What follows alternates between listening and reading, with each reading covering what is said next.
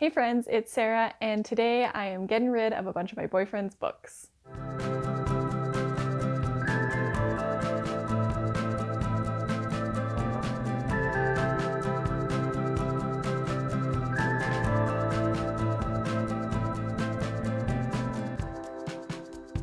It's fall cleaning time, I guess, and my boyfriend was going through his shelves and picking out books that he wants to get rid of, so we figured we would go do a little free library tour, get rid of his books that he doesn't want. Don't worry, I'm not the one actually throwing them out without his permission or against his will, and I have a little stack as well of books that I'm going to get rid of.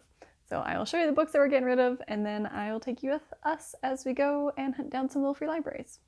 I'm just going to go through Wes's books really quickly because I don't know what most of them are. But we have Carrie by Stephen King, Tom Clancy, Against All Enemies, Arc of Fire, C.M. Palov, A Plague of Secrets, John Lescourt, Into the Fire, Greg Hurwitz.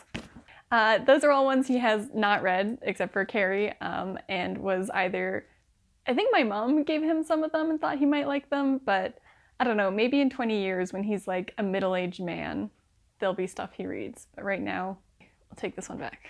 We're keeping this one. Have to keep the in-laws happy. Okay, we've got Dragon Teeth by Michael Crichton because it was fine. Next we have Holes by Louis Saker. He has not read this one, but I have a copy that is not severely waterlogged, so we're just going to keep that, and he can read a nice version of it. We have the Alberta Craft Beer Guide from 2018, which was found in a little free library and is now severely out of date, so it's going back into a little free library. The Watchmaker's Daughter by Larry Loftus, which he read for his workbook club, and which was a historical fiction that ended up being kind of like Christian propaganda. So goodbye to that one. And then we have Modern Ethics in 77 Arguments, edited by Peter Catapano and Simon Critchley. This was a bargain book that I guess he is no longer interested in reading. Okay, then we have the first edition of Spy X Family, which I found in a little free library for him because he's kind of been on a bit of a manga kick, and he read some of it, but it's not his vibe. So it's going. Then we have Learn Python 3 the Hard Way, which is a computer programming textbook, and he probably has outgrown this because he's very good at Python now, so he doesn't need it. And then we have the new Soup Bible, because he's a soup boy, but I'm not a soup girl, and so we're not going to make these recipes. Is that why this is going? Right, this was picked up at like a used book sale thing, and I guess he's never looked at it, so goodbye Soup Bible. Okay, so that's all for my boyfriend's books, and then now my small stack of books that I'm getting rid of. I have Big Little Lies by Leanne Moriarty.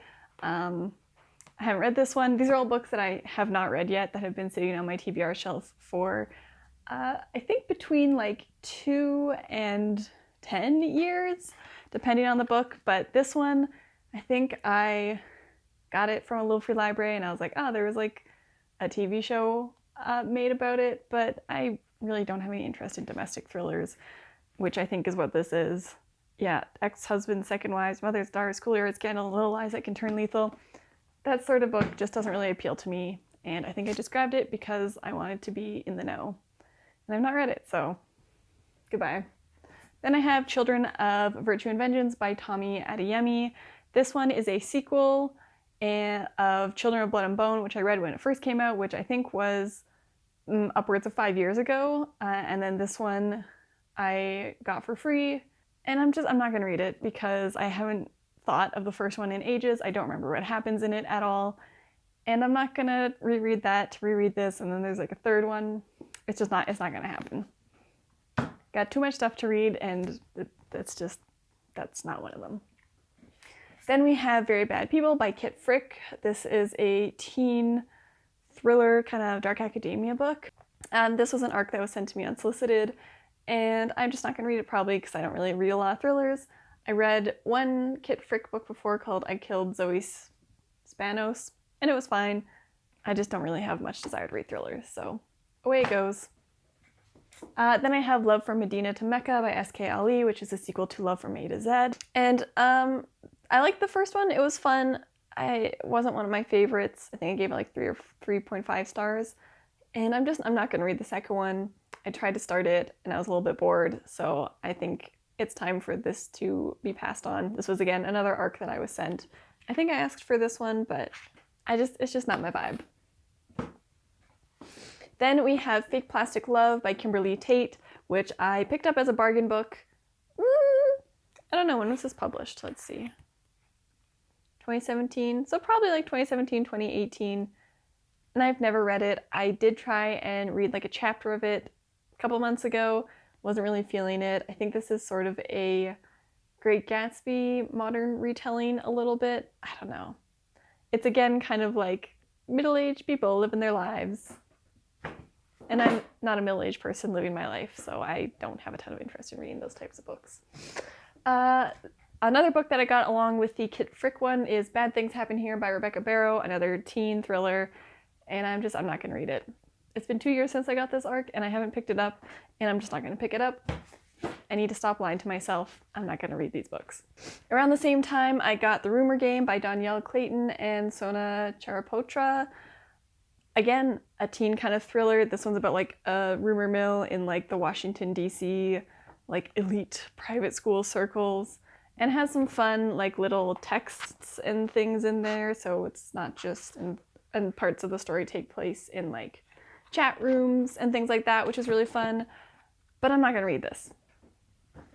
I have too many books on my TBR list that are ones that I have sought out by myself, and I'm just not going to get around to the books that have been sent to me unsolicited because they're not the ones I was interested in the first place. Finally, I have A World Without You by Beth Revis, and this one I got, I don't know, it's been on my shelves forever. For as long as I've been building a collection, it feels like. This is from 2016.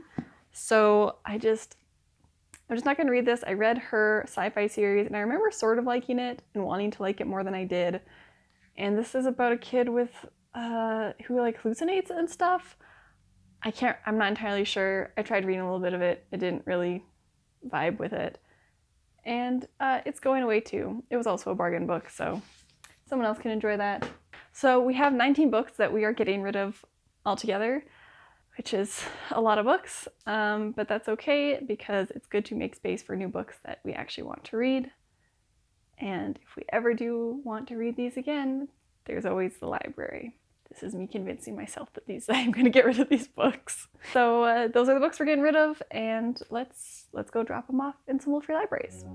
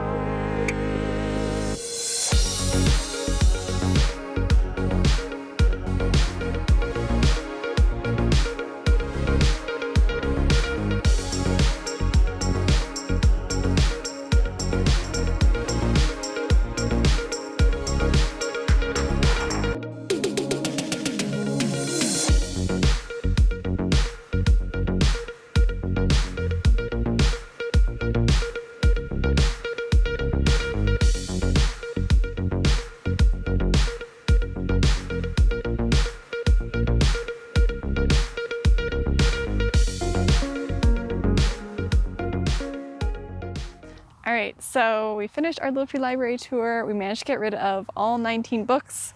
I have 2 empty bags with me now, which is great. And we only picked up 2 books, so we're actually down, I guess, 17 books instead of 19, but that's okay. We got Midsummer Night's Dream and Hamlet, Shakespeare plays, both for Wesley, so I did really good, and he didn't do as well, but that's okay. We saw lots of fun Little Free Libraries, a couple we hadn't actually visited before. The one with like Snoopy on it and a little grain elevator one were very cute, but were new to us, so that was really fun. I always like finding new ones on my travels, and I would highly recommend you go and check out Little Free Libraries in your neighborhood as well. You don't have to donate books if you don't want to, you don't have to pick up books if you don't want to, but it's a good way to get out, see the neighborhood, and help contribute to other people finding cool books that they like as well. So thank you so much for watching this video, and I hope to see you next time. Now go read a book.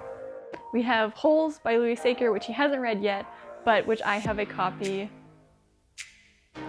which he